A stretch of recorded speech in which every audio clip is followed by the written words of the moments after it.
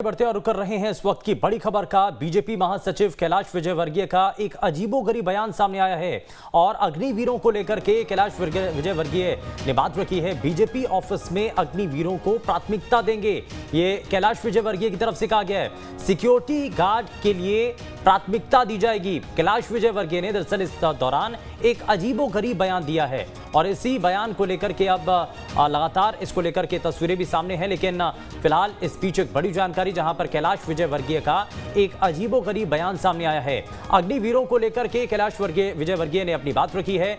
BJP office में अग्निवीरों को प्राथमिकता देंगे, ये विजयवर्गीय ने कहा है। सिक्योरिटी गार्ड के लिए प्राथमिकता दी जाएगी।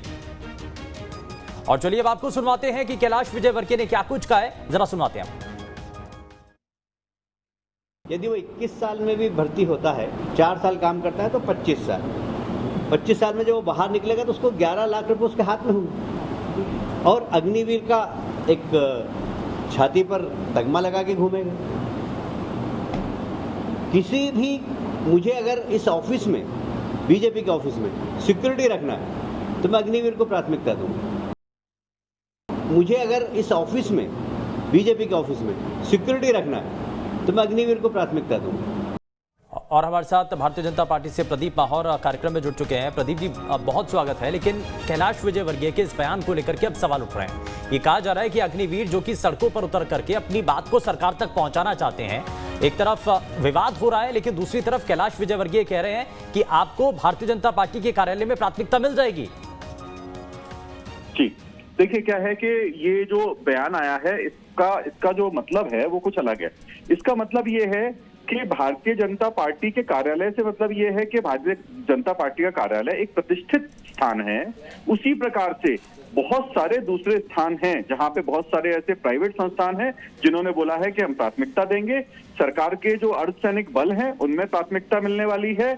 आप कुल मिला के अगर इसको देखें ढंग से तो जितने भी 75% लोग बाहर आएंगे, कोई भी व्यक्ति नौकरी के लिए या जॉब के लिए परेशान नहीं होगा। सर, बतौर सिक्योरिटी गार्ड बीजेपी मुख्यालय में, बतौर सिक्योरिटी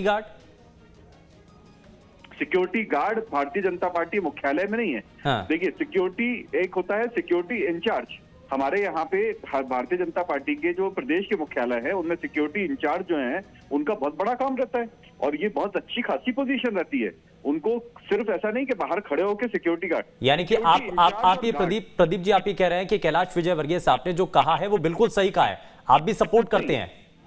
देखिए, उनके शब्दों को तोड़ मरोड़ के देखा जा रहा है, मैं ऐसा बोल रहा हूँ। हाँ। उनका बोलने का जो आशय था कि हर जगह उनको प्राथमिकता दी जाएगी। भारतीय जनता पार्टी कार्यालय से मतलब ये नहीं है कि भारतीय जनता पार्टी कार्यालय में रख लेंगे, हर जगह उनको प्राथमिकता दी जाएगी। तो यही कह रहे हैं, हर जगह हर व्यक्ति उनको लेने के लिए तैयार होगा। देखिए, जॉब मार्केट में क्या होता है, जितनी डिमांड होगी उतना ही उनका जो सैलरी है वो हायर होगी।